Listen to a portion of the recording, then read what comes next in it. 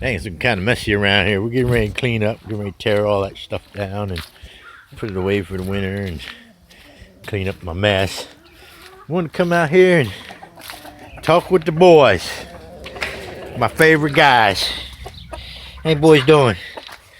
All right, this video here is about the boys for the boys and the ladies too, if they want to look at it.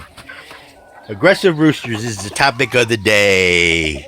Who wants to fight? You? Which one of you wants to go? How about you? Roscoe don't want no trouble. Anybody?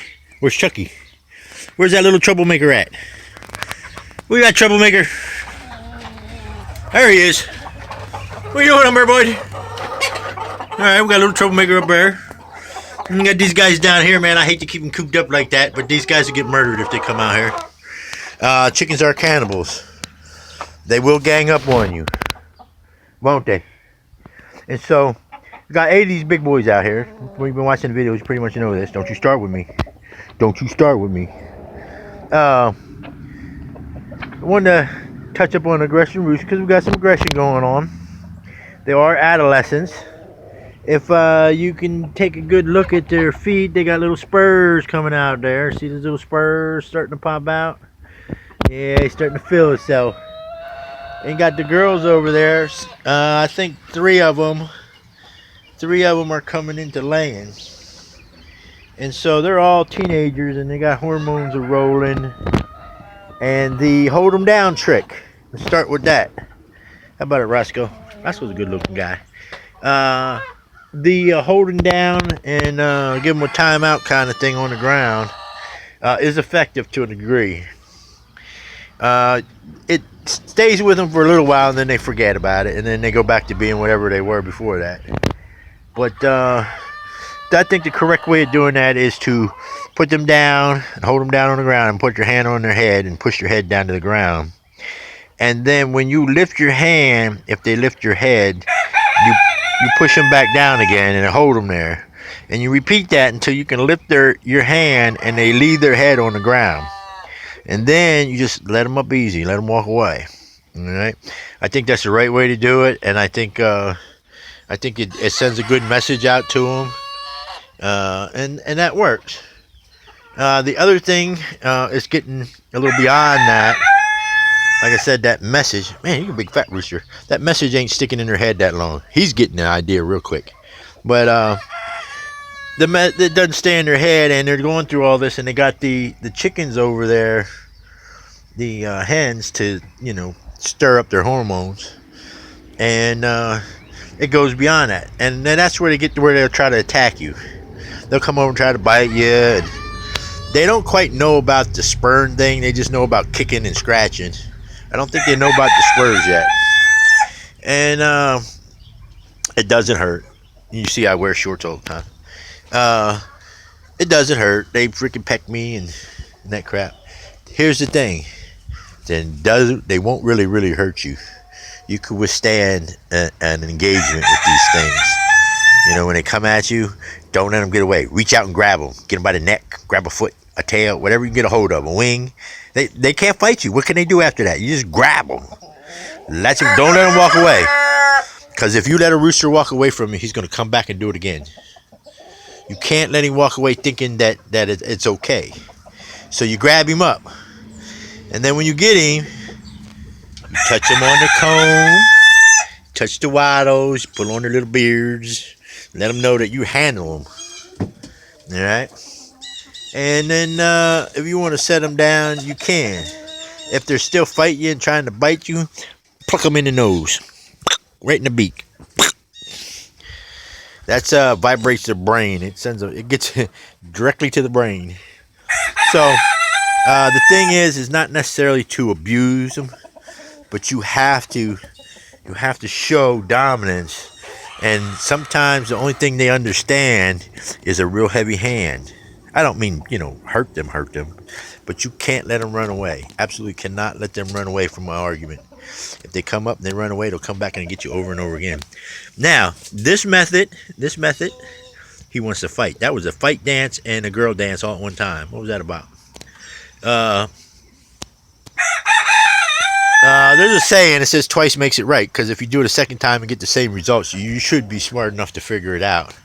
And so the first time he runs at you, the way you handle him at that point pretty much dictates the next round if he comes back for seconds. If he comes back for seconds, he gets the message. He's like, hey, listen, I'm failing. Whatever that attack ain't working with this thing. We got to leave him alone. So I'm fighting against adolescents and the hens over there. They're just looking too good these days, I guess. And so that's the thing there. Those two things there seem to be working. The never let them run away so far has been pretty effective. The ones that have done it the first time, there's only one, which is that little red one over there. He didn't get the message. He had to do it a second time, and the second time it wasn't pleasant because he wouldn't settle down. So he'd get plucked in his beak a couple of times, and then he got the message. And now he looks at you like he doesn't like me anymore. Kind of mad at me, but you can see in his eye he really doesn't want to do anything. And then right, hey big boy. Yeah, see, they're still kind of small. They're looking pretty good. That one there's looking pretty good too for a little one. They're gonna kill him. They want him bad. They want to fight with them guys real bad for some reason. Huh? They don't come up here very often. I have to open these little gates up here. Yeah, they don't spend much time in here. I see a screw back here I could use. Oh, what you doing with the screw? What you going for? Huh? You can't go nowhere. Yeah, you ain't going nowhere. That's panic right there. He's saying, oh shit, the farmer got me cornered. Then, oh shit, I'm cornered. I ain't did nothing to him. Oh, I'm cornered. Come on, come on. Come on, you want out? Let's go. Where we going? Going up the high ground. So that's the thing about roosters. They're, you keep an eye on them. And keep an eye on them. See? Yeah. That's letting him know that he knows that he don't do nothing to me. How about you? You got to watch them on high ground. High ground is a different thing. I will say this. They get more courage when up on high ground. They think they're bigger than you. Just keep that in mind. Rule number one with any chicken is never put your face close enough where they can take out your eye. That's rule number one. And when these suckers are up on the perch, you got to be mindful where your face is at. Yeah, I know. I got to do some cleaning. That's today. Today's the cleaning day.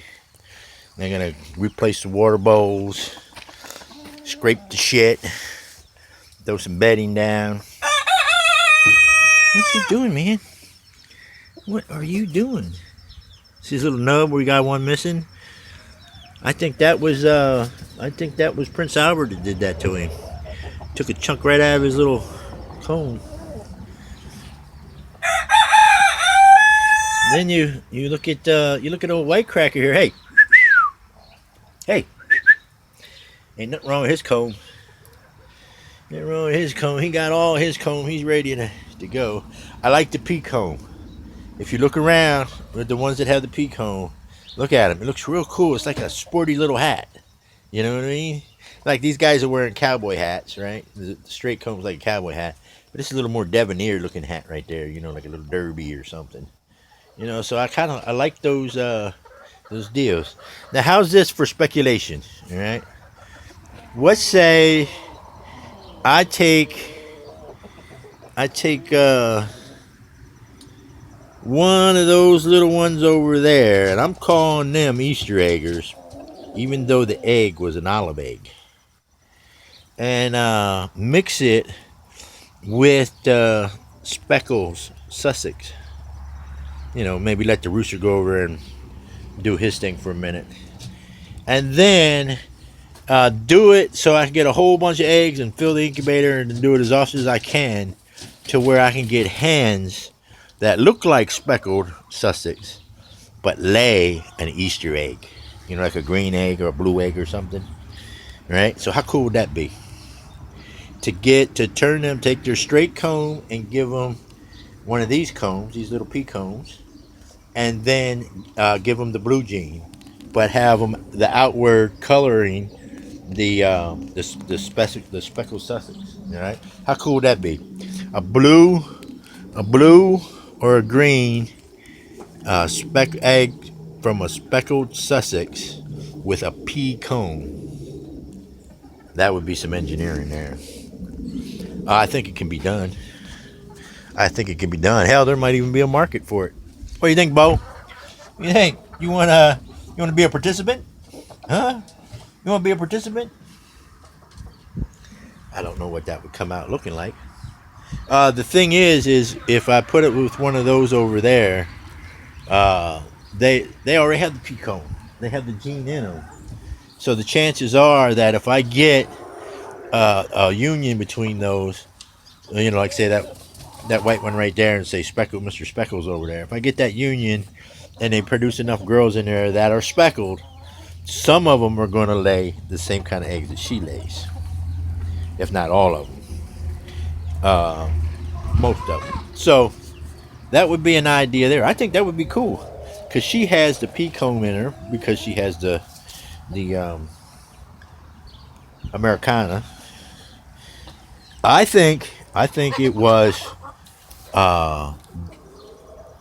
There's two different things. There's Americana and Americana. The Americana is like an Easter egg. You get light blue or light greens and pinks and browns and all that crap. But I think the Americana with the U has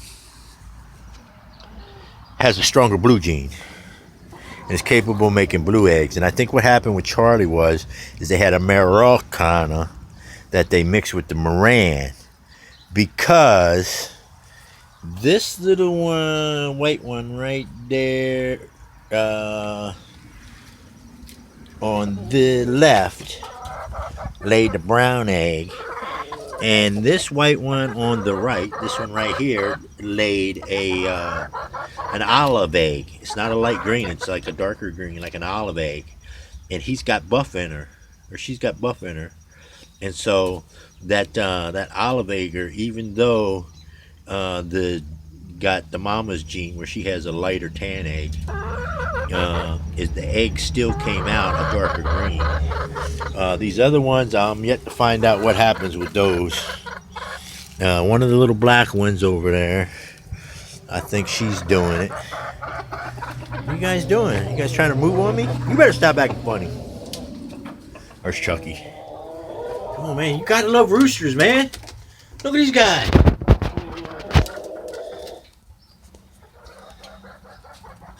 Good looking boy. So let's go see if we laid any eggs today. I'm watching you. You're not supposed to turn your back on. Oh, we got a little brown one in there. So one of the girls laid the little tan one. Yeah, we got little tan ones in there. So the green, I got a green one off her yesterday. And sometimes she'll do it 2 days in a row and sometimes not. So that's my video for today. That's the roosters. My roosters, my boys. My boys. Yeah, what? You don't want none of this? You want some of this? I didn't think so. You're tapping around with me, buddy. That's the fella. So, like, subscribe, hit the button. Throw some comments in there. Let me know how you deal with your roosters. They definitely, they're not like the hens. They're definitely not like the hens. Throw me some comments in there and tell me how you like your gang and some of your trials and tribulations with these guys. I like them. They're like my boys. You know what I mean? I almost hate to get rid of them, but I can't feed 20 freaking roosters. And I got 6 babies over there, and I'm thinking half of them are roosters. So that's a lot of roosters. So there's my video for today. Like, subscribe, hit the button, please. Thank you very much.